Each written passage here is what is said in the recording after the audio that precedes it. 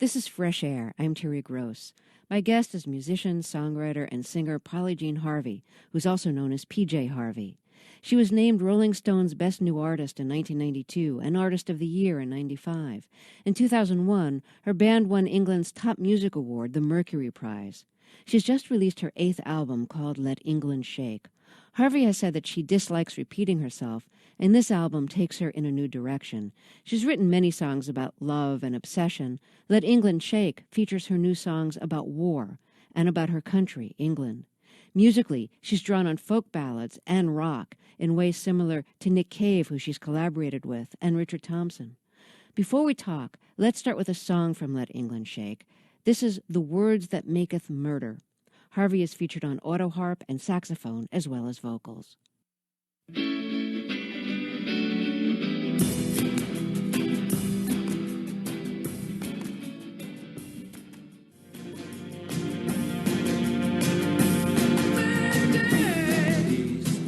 That's PJ Harvey from her new album, Let England Shake. Polly Jean Harvey, welcome to Fresh Air. I really like this album. It's a pleasure to have you here. There's an image in the song that we just heard of arms and legs in the trees. And I wonder what inspired that image, if you'd seen a photo like that, or if somebody had described it in something that you'd read, or somebody who had witnessed war described that to you. Well, I did an enormous amount of research for this album. I needed to. And the more research that I did, it would keep leading me into different areas. There seemed to be so much to uncover.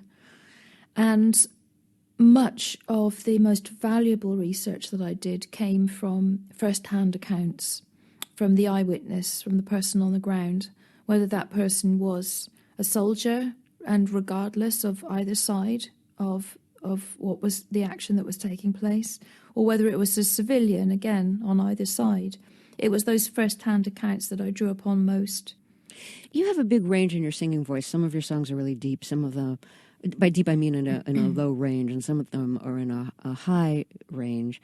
And some of the songs on your new album are in a high range, and I think that that's kind of interesting because it's a more female, a range that is more associated with women than men, but you're singing about men in war in a more female kind of voice, like than some of your other recordings. I don't know if that's making any sense to you, but some of your recordings are really in a very deep voice, but not so much this one. Yeah, it makes perfect sense what you're describing. With each body of work, with each album, with each song, actually, one has to find the right voice with which to deliver the song at its best. Now, with this new record, it was very, very difficult to find what voice to deliver such words with, because obviously these words have a great deal of weight. They have very strong narratives. They're very much action on the ground storytelling, the witness to the action on the ground. I needed to find a voice that didn't add more weight to the weight that was already there. And it took a lot of experimentation to find the voice. To begin with, I tried approaching singing it with what I would call my full voice, which is a 41-year-old adult woman voice. And it destroyed the words. It was far too strong, much too weighty, because the words already had that. So gradually, through a process of elimination and mistakes, I finally came across the voice that you're hearing, which you're rightly describing as a very high, very simple voice. It was. I was looking for something that was almost characterless, that could just be the narrator of the story, almost disembodied from the action, just relaying what they can see happening. And that voice had to be very, very simple, very pure, very high, to inhabit almost a characterless place within the scene. It sounds almost like you approach this album as music theater. Well, I often see the songs as I'm writing them maybe in the way that you might see a specific scene in a film. I can often see the action and see the colours, and I can focus on that as I'm writing the song, and then it brings to me all of the descriptive words and language that I need. My guest is PJ Harvey, and she has a new album called Let England Shake. and it's war songs that come out of different wars, songs she wrote about different wars. And I want to play another song. It's called All and Everyone. And if you don't mind, I'm going to just say the first few words of the lyrics of the song. Death was everywhere, in the air and in the sounds coming off the mounds of Bolton's Ridge. Tell us a little bit about this song and the battle that you're writing about. Well, I would like to interject and just say that the album is not solely about war. There are other songs on this record that are much more to do with one's nation. And although as an English woman I sing about England, I tried to use words that were dealing with the emotional quality that any human being could recognise in the way that they felt about their country as well. So it's to do with the world we live in. That world, as you know, is a brutal one and full of war. It's also full of many wonderful things and love and hope. And I tried to offset the brutal language with very beautiful music all the way through, but also bringing love in the form of relationships between the people in the songs. And that was equally as important to me. Of course, there are songs specifically referencing war and very brutal language because that's a huge part of our world today. I found that in order to make more sense of our contemporary wars, I had to learn quite a lot about history because it all gets passed down the line. It has repercussions. It's in collective memory in all of our different countries of all of the wars that have gone on there before. And so I looked a lot back through the ages, and one of the conflicts that affected me a great deal was the Gallipoli campaign in the First World War. Something about the dreadful mismanagement and the shocking waste, needless waste, I thought about a lot and really affected me because to me it had such resonance with the wars that are going on today. The basic language that human beings use to describe the emotions that go with such conflicts don't change. Those words are the same when human beings are just trying to describe what it's like. And that's what drew me in. And then in some ways the record is timeless. It doesn't matter what war it was. The language of war is the same. Well, let's hear Polly Jean Harvey's song All and Everyone from the new PJ Harvey album Let England Shake. Death was everywhere in the air and in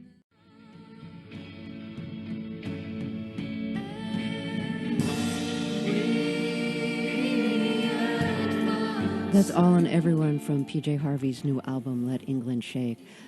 So the song we just heard is about how death was everywhere after this battle.